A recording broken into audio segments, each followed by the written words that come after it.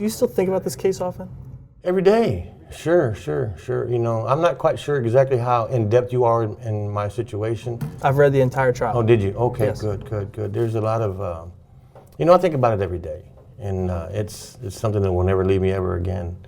You know, my failure to render aid is my crime, not a murder, not a triple homicide.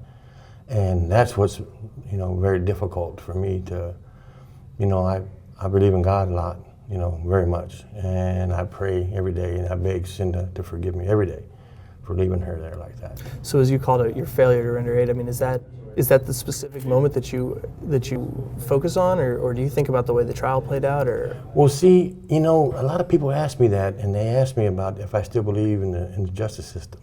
I have to, because it's the only thing that's going to save my life. It's the only thing. Nothing else is going to help me but the justice system.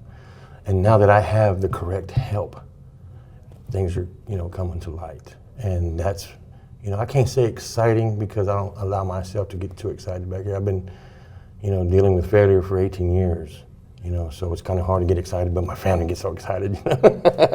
And, you know, it's hard for me to watch them get too happy because then they get let down again. All these years of all the lawyers that really didn't want to do anything or wanted to help or did only so much to stay out of trouble or whatever else. But yeah, it's the trial itself, you know, we had no idea. You know, none of us have ever in our lives had to deal with something like that, never. And, you know, we were told to shut up, you know, don't say a word, and we got this. You'll be home by Christmas, you know, and okay, you know, good.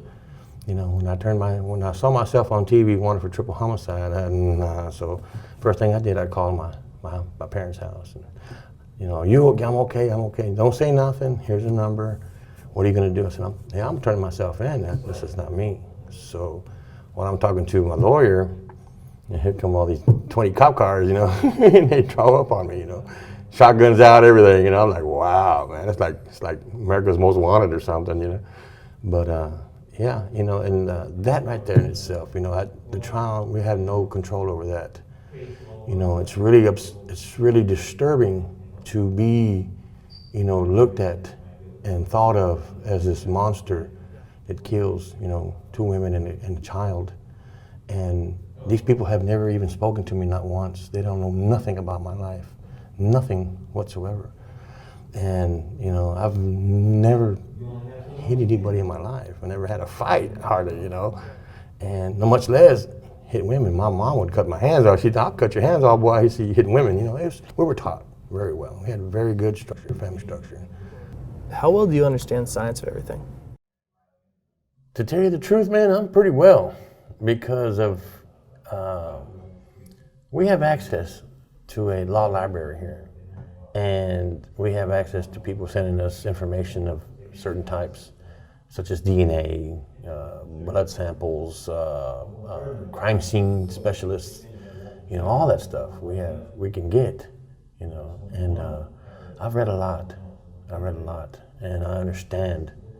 You know, I'm not a scientist, and I'm not a lawyer, and I'm not an expert, but I do understand, I comprehend what they're talking about. And they really did railroad us on a lot of different stuff. But we're gonna see, you know, and that's another thing that's not I can't say exciting, but it's coming to light, you know, yeah. I hesitate to call your account a story, because sometimes stories can be perceived as false. Yes. But what you say happens and what the state says didn't happen. To some extent at this point, Yeah. That narrative does not matter, because it won't save you. You know, it's the DNA that saves you. Right. You know, it's that everybody says, you know, when they say, well, he was over here and he lied to this person, and he did this and he did this and he left this. Well, that has nothing to do with what's inside that house. Not a damn thing. The proof is in the pudding. And they did not prove that I killed somebody. They just proved that you were in there. That's true, I was there. And I admitted to that. And I took the stand because of that. You know, and like I said, man, it's hard, but I cannot allow myself to feel sorry for myself. I have to keep going. I have to keep moving forward and fight, and I won't stop. You know, it killed me when my mom died. Right. Oh God. Right. You couldn't go. Right. But you know, she was always so strong. She sat right and she looked at me and tell me the truth. And I look at my mom. And when you look at your mom, boy, you better be telling the truth because she's gonna know. So yeah, it was hard.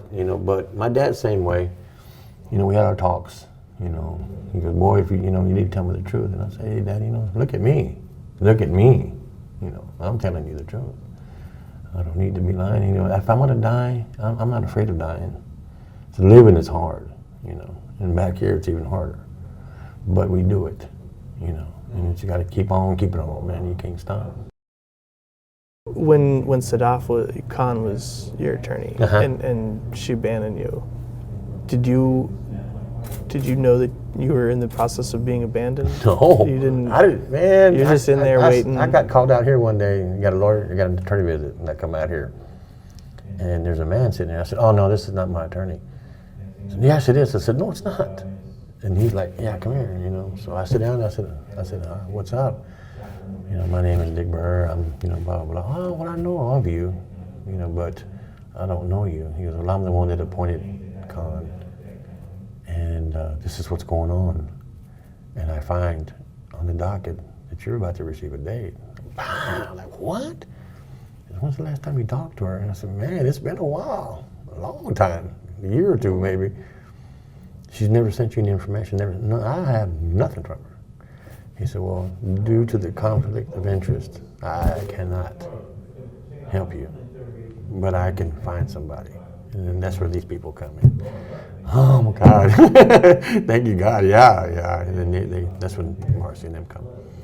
And has her approach to this case been different than any other attorney? Oh, God! She saved my life twice already. They're that efficient. They're that smart. They care. They have compassion. They're not with the state. They're not being paid by the state, and they're not afraid to speak up. Marcy, wow, you talk to her. She's a bulldog, man. I mean, yeah, she's whip smart. She gets in. Yeah, she'll tell you right off.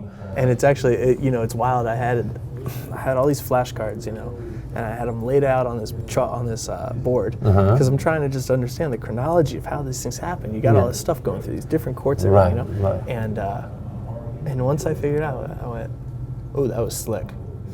Yes. To open that case back up on one level. And a lot of people don't do that because they don't care, And I can't say that they don't care, but maybe they're busy, man. They're living their lives outside. They got to pay rent. They have to pay their car note. They have to pay, they're busy. But if you really care, about somebody, then you're going to find out exactly what's going on, good or bad.